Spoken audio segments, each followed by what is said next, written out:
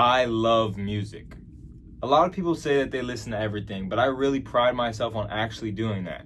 I love, of course, love rap and R&B, but I also listen to alternative, soul, rock, and even country music now and then. Discovering new music is always great, but you know how it is sometimes. You get stuck listening to the same songs over and over in your playlist, and then you don't have any new music to listen to once you get sick of those songs. Me personally, I'm an album guy. So when I listen to new music, I like to listen to complete albums, but I'm kind of weird. Like, I make it a bigger deal than it actually is when I want to discover new music. I need to have be able to listen to a complete album. For that reason, there are some classic albums from great artists that I actually haven't heard yet. I'm kind of embarrassed about that, which is why I'm doing this video. I'm gonna listen to 30 new albums in 30 days, so I can discover this new music and not procrastinate anymore. Now, as of today's recording, Kendrick just dropped a surprise new album. I think it's called GNX. So I had a list of albums I wanted to get to, but this has got to be first priority. So without further ado, let's get into the video. A few moments later. And I'm back. It's been a long time. It's been a long month. We're in a different location. I got a different cut. A lot of time has passed since I've listened to these 30 albums. Without further ado, it's going to be a long video. Let's get right into it. Day one, as I mentioned in the intro, was GNX by Kendrick. There's not much to say about it that hasn't been said already. You can only describe Kendrick with one word, and that's greatness. I really like the sampling on this album, like the SWV on Heart Part 6 and the Luther Vandross song on Luther. My favorite moment probably on the whole album was on Luther with SZA and Kendrick harmonizing on the chorus on that track. And then I also appreciate that Kendrick went full West Coast vibes on this. LA with all these LA artists as features. I will say that some of the features from these underground artists were kind of weak and a little bit short. However, great album. Some of my not so favorite tracks were Peekaboo and GNX, but still, it's Kendrick. What else is there to say? The second album I listened to was J. Cole, the Come Up Mixtape Volume 1, which was just added to DSPs at the time of my listening. I'm a big fan of J. Cole. I saw him in concert last year when he toured with Drake. First things first, rest in peace. But I hadn't heard any of his mixtapes besides Friday Night Lights, just because they weren't on streaming.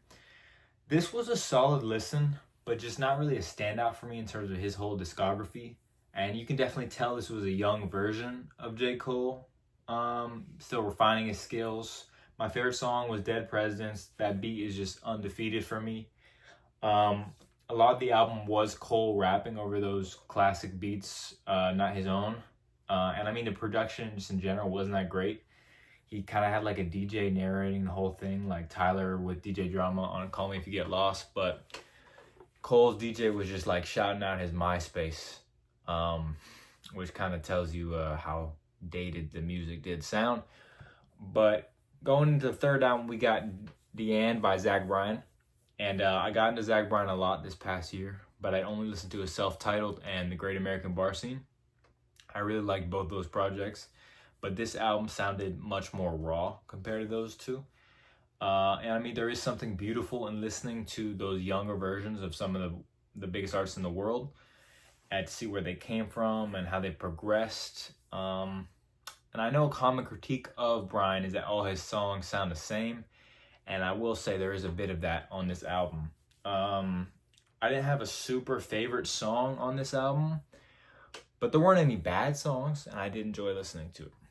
Next album was Mutt by Leon Thomas. I had just heard about this album before listening because my mom told me she saw on Instagram that Tyrone from the Backyardigans, which is one of the goated kid shows of my time, had dropped an R&B album. And I'm like, dude, I gotta check it out for the video.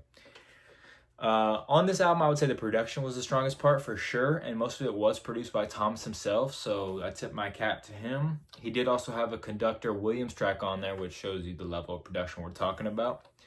I didn't really enjoy the lyricism on this. That was a big critique for me. It was questionable for sure. I thought there were some strong features though, from namely from Wale and Masego.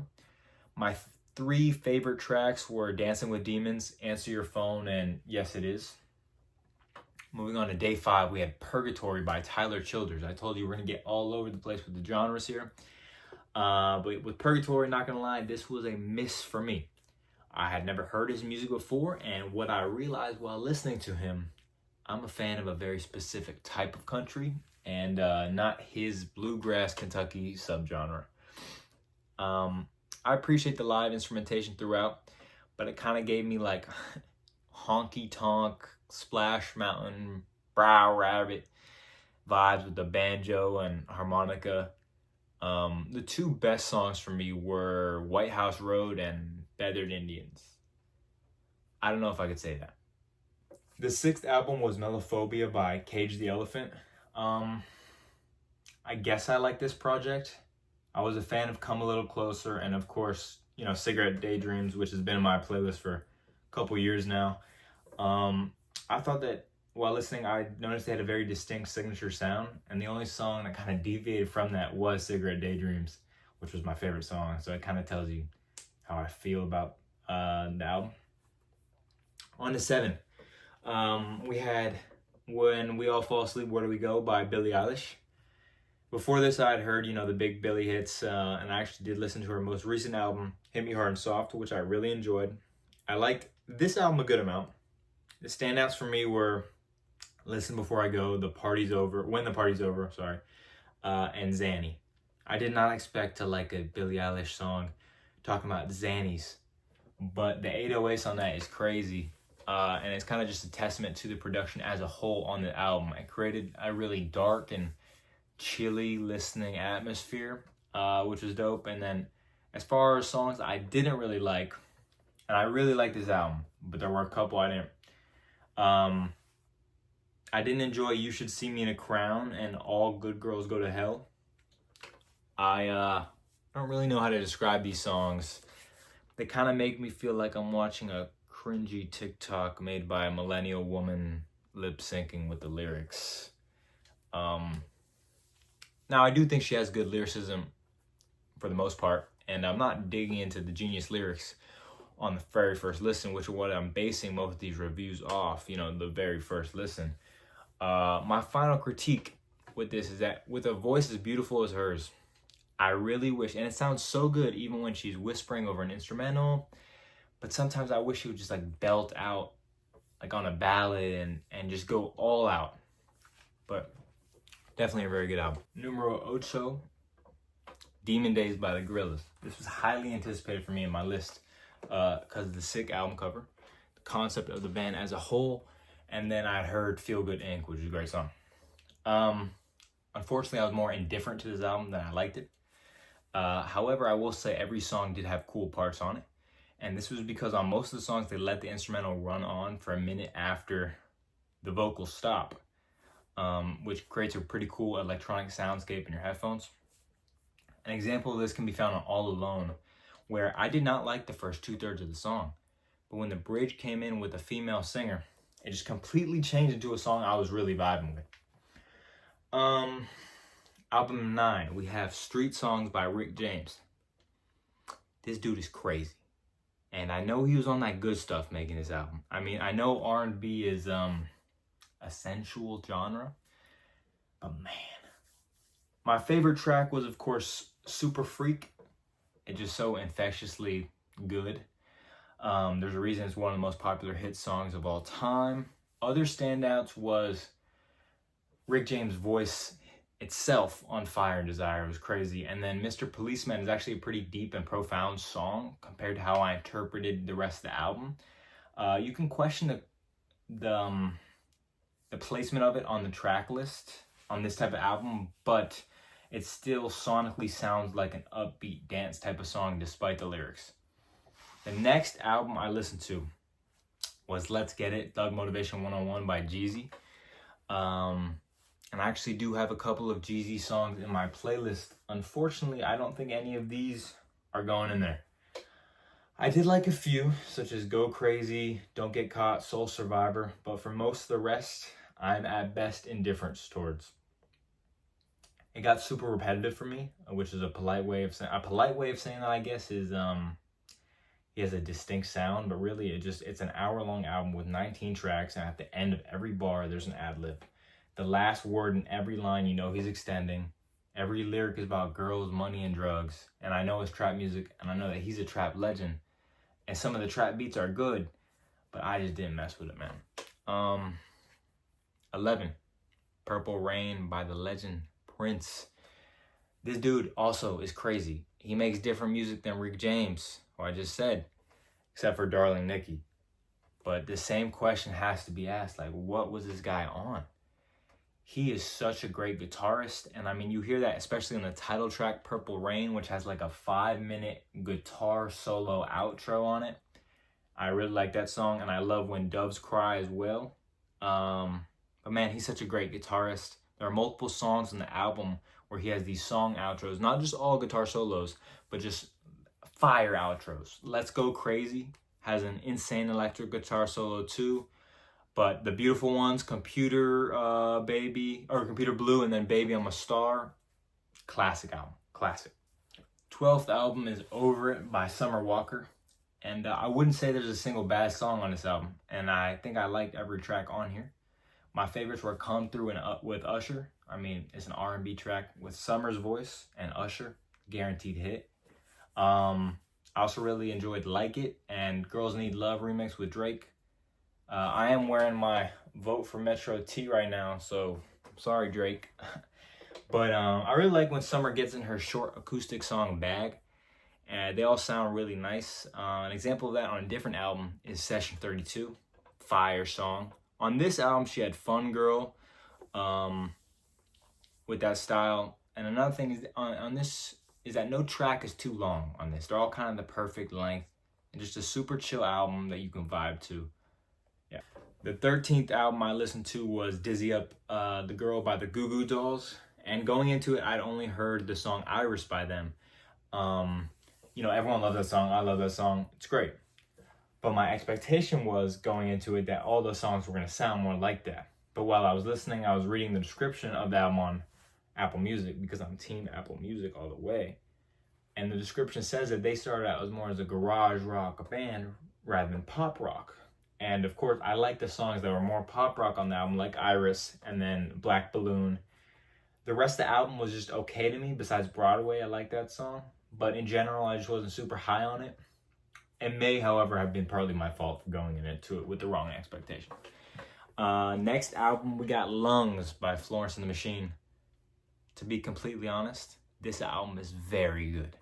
Simply put, her voice is just awesome.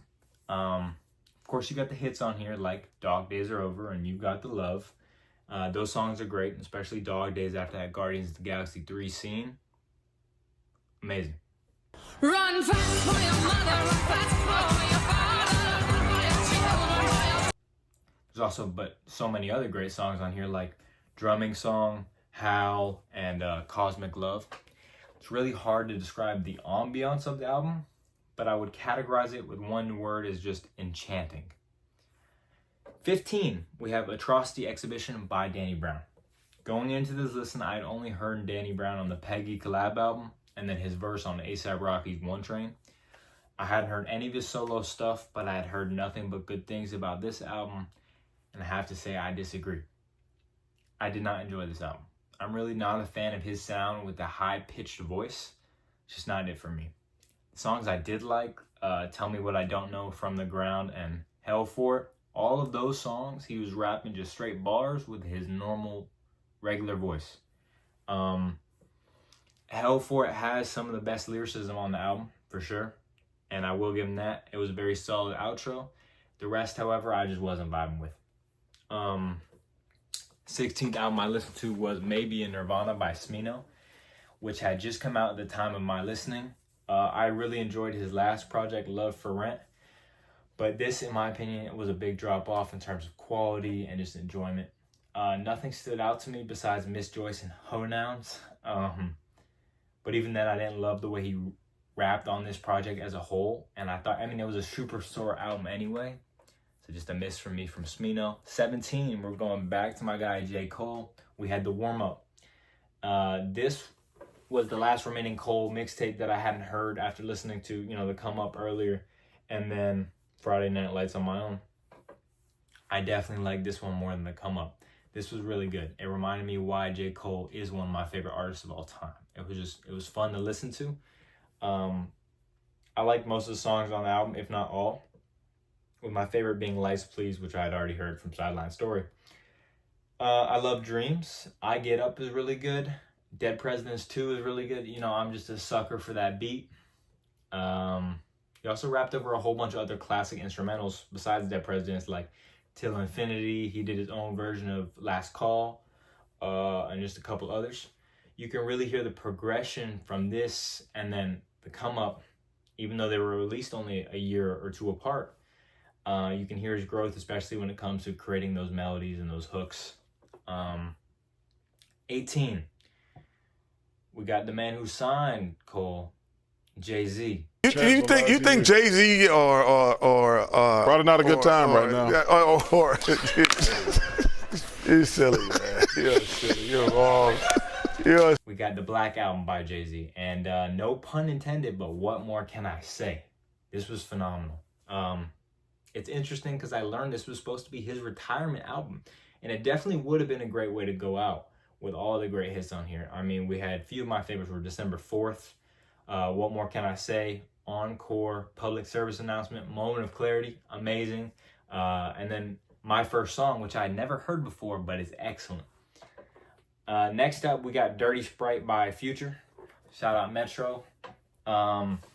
Future was my most listened to artist in the big 2024. So, but I already knew what I was getting into with this album with that Gucci Mane album cover. Crazy.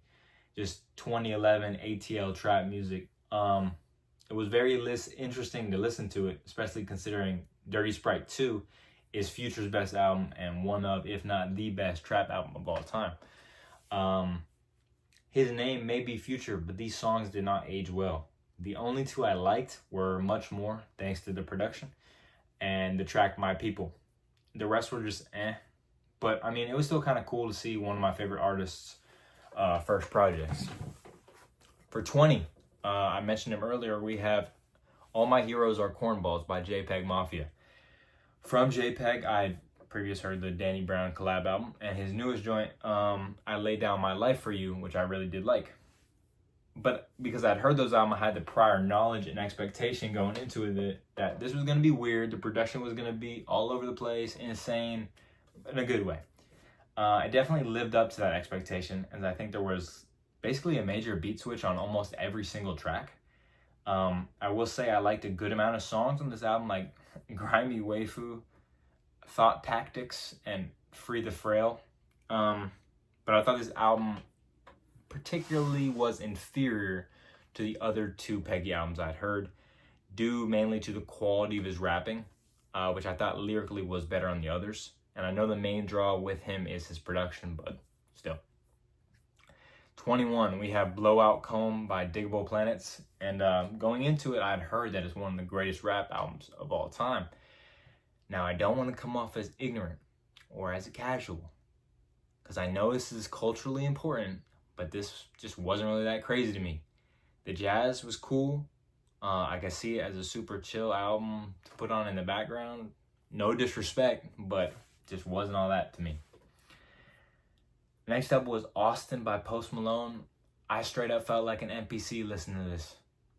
It sounded like just straight commercial pop, low effort commercial pop at that. Everything was just low effort. The cover, just a picture of him in the pool, the song titles, the writing, even the actual name of the album. It's just his name. The best song was, to me, Hold My Breath, but other than that, just not memorable at all. The 23rd album we have is Richie Rich by Real Boston Richie. This was my first time hearing Richie, besides the hit on TikTok, Help Me, which was probably the best song on the album, if we're being real. Sometimes his flow sounds like he's running away from the beat, which was unfortunate because there was some good beats and production on here. It almost sounds like he tries to fit 2 bars in every 1 bar pocket. And in that way, you can definitely see that despite being from Florida, he has very Detroit inspired in terms of his rapping and in the production as well. It was also just way too long. It was 24 songs. However, do end on a good note with him. The song Story, hilarious, and pretty funny story. 24th album I listened to was Paramore by Paramore, the regular version, not the deluxe. And that's important to note because we're going to hit a deluxe later in the video. My favorite songs off this were Ain't It Fun, the big hit, great song, and Future. Overall, I would just say it's a solid listen. I really did like the interludes, so I'm going to check out more of their stuff to see if they tap into that acoustic sound on those, on the interludes that I liked. Now we're coming down the home stretch here. It's going to be a long video. We got 30 albums to go through. 25, we had Wolf by Tyler, the Creator. This was a really cool listen, especially just to see the progression of him as an artist coming off of Chromacopia, looking back at this earlier album. I mean, he's always been able to tell a story, but he has just really progressed sonically. Off this, I really like the song 48 and Answer, which kind of seemed to me like a prequel to Like Him off Chromacopia. I also liked Colossus, which seemed like his version of Stand by Eminem. Yeah, really dope listen. 26, we have Timeless by Kaytranada. I mean, it is Kaytranada, so of course it's going to be like an enjoyable listening experience you can bop your head to, but this just didn't reach anywhere near the same heights to me as his other works with Bubba and 99.9%. I thought the vocals were even mixed weird on some tracks to the point where you couldn't even understand what the artist was saying. If I did have to pick a favorite, I would say it's Witchy with Gambino on it. The next album, speaking of deluxes, we have from Rodarius himself, Mr. Rod Wave. We got Pray for Love, the deluxe version. That was a mistake on my part because this was a drag to get through. It was 25 songs, which was very, very long. And it wasn't even that bad, but it got repetitive because each song seemed to follow the same format.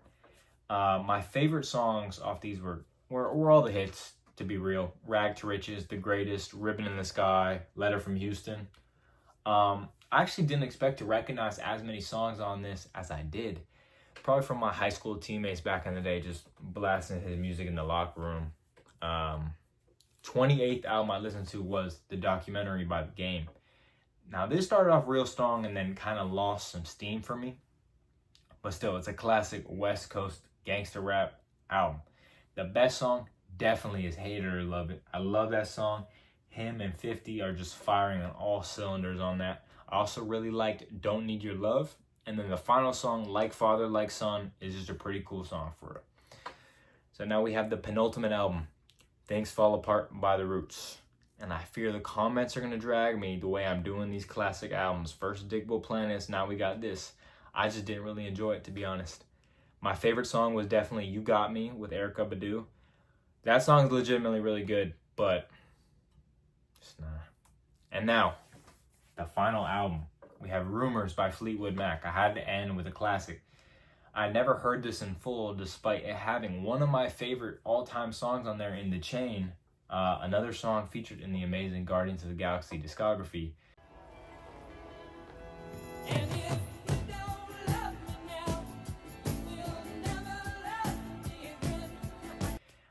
It also has the big hit on their Dreams, great song, Go Your Own Way. And I mean, it's really easy to see why this is considered one of the best albums of all time. And with that, we've gone through all of the 30 albums I listened to. If you're still watching, I appreciate it so much. It's my first video. So, I mean, if you liked it, definitely make sure to show some support. Hit the like button, subscribe, leave a comment if you disagree with some of my reviews. I know some classic rap fans may come at me. But, yeah, I appreciate y'all for tuning in, and peace. Wanna ball, mama, I just want it all.